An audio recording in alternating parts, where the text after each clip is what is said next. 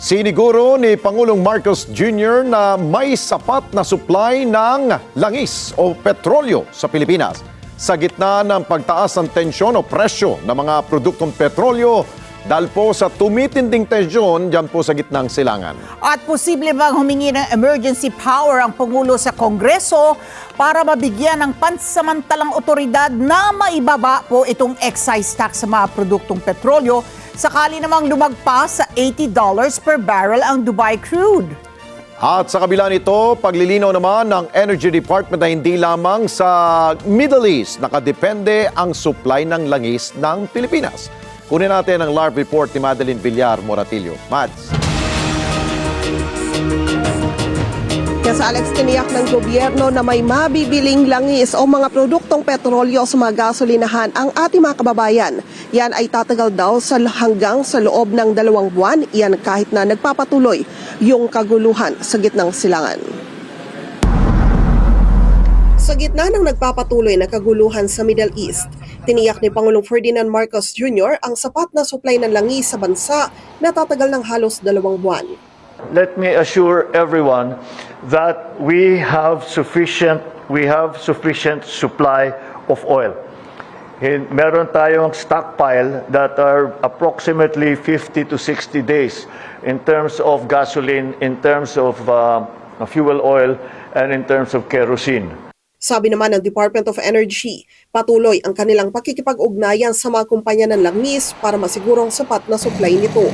So we have enough supply, and we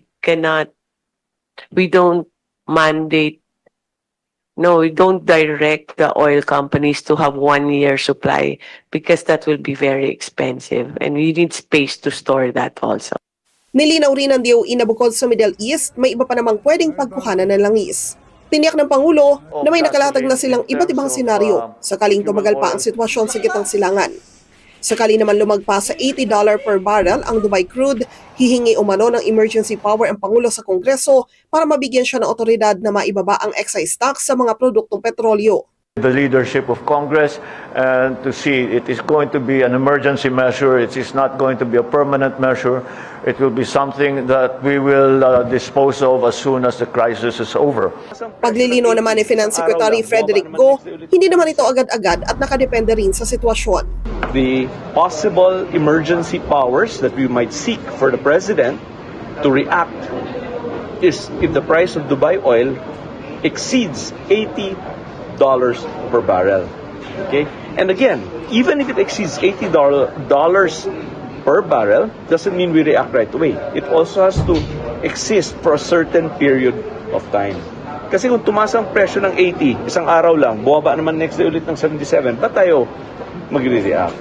Ilan sa pinag-aaralan ng gobyerno para naman matulungan ang mga maapektuhang sektor ay ang targeted fuel subsidies para sa nasa sektor ng transportasyon, agrikultura at fisheries. Si Vice President Sara Duterte nanawagan naman sa mga lokal na pamahalaan na permanente ng ipagbawal ang motorcades at iba pang caravan o mga parada na gumagamit ng sasakyan sa anumang okasyon. Gate ng Vice Presidente dahil sa patuloy na pagtaas ng presyo ng produktong petrolyo, ang pag-oorganisa ng mga ganitong aktibidad pwedeng magpalala ng pagsikip ng daloy ng trapiko. Sabi ni VP Sara na unawaan niya ang pagnanais ng supporters ni dating Pangulong Rodrigo Duterte na magsagawa ng mga kilos protesta para ihayag ang kanilang damdamin. Pero mahalaga ring isipin ang epekto nito sa iba, lalo na sa kasalukuyang sitwasyon. May iba pa naman anyang paraan na pwedeng gawin upang magpahayag ng pagkadismaya sa gobyerno na hindi nakakaabala sa iba. Inatasan naman ng Pangulo ang mga ahensya ng gobyerno na magtipid sa kanilang energy consumption. Ganito rin ang panawagan ng Pangulo sa publiko. Marami raw mga paraan para makapagtipid, lalo na sa gasolina, kagaya na lamang ng carpooling. Balik sa inyo dyan, Alex. Okay. Mads, dahil binanggit ng Department of Energy na hindi tayo dependent lang dyan sa Middle East sa ating supply ng petrolyo, no? Binanggit ba nila kung saan ba tayo kukuha? Dahil nga, kung sarado yung Strait of Hormuz, yan na lang talagang daanan eh. Saan pa kaya dadaan ang barko? May iba pa bang dadaanan?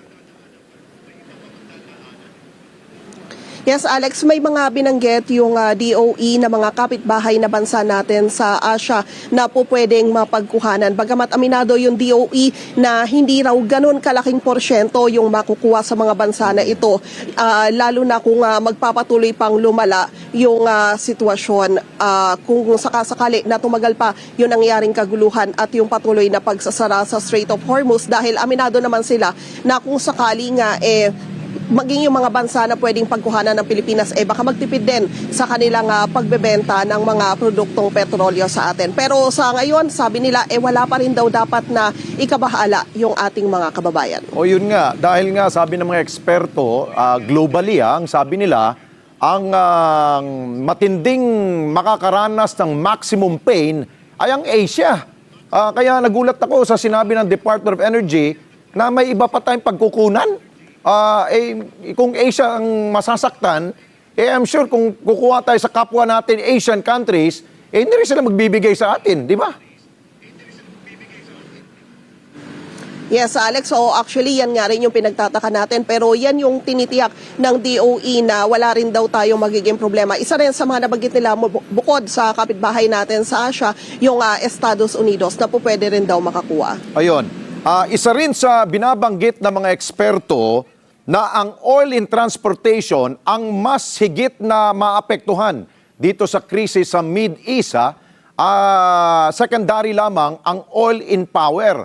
Kaya meron bang solusyon sa binabanggit nga, di ba? Pag medyo tumaas na ang presyo ng petrolyo, ang sabi ng Malacanang kanina, mag-i-impose ng bigyan ng power ang Pangulo para isuspendin muna yung excise tax. Pero nakausap ko ang transport group kanina, ang sabi nila, mas maigi yatang sabihin ng Malacanang na kung maaari, pagbigyan sila ng provisional increase sa kanilang pamasahe, at the same time, mas pag-ibayuhin pa yung kampanya o yung paghuli sa mga kolorum na bumibiyahe sa ating pong mga kalsada.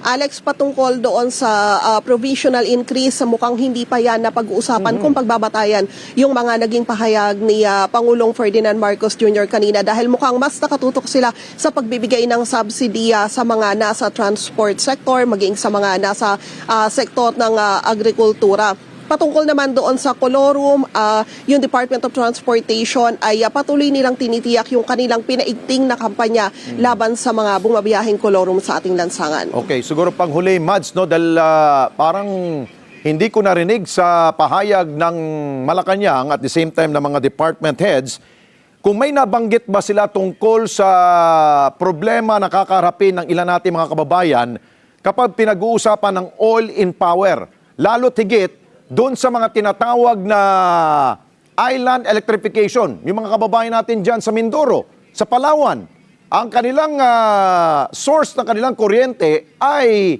ginagamitan ng panggatong na oil. So paano yan?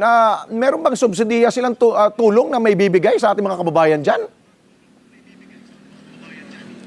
Alex, nako, yan yung aalamin natin sa Department of Energy at maging sa Malacanang kung ano yung kanilang pinaplano patungkol dyan.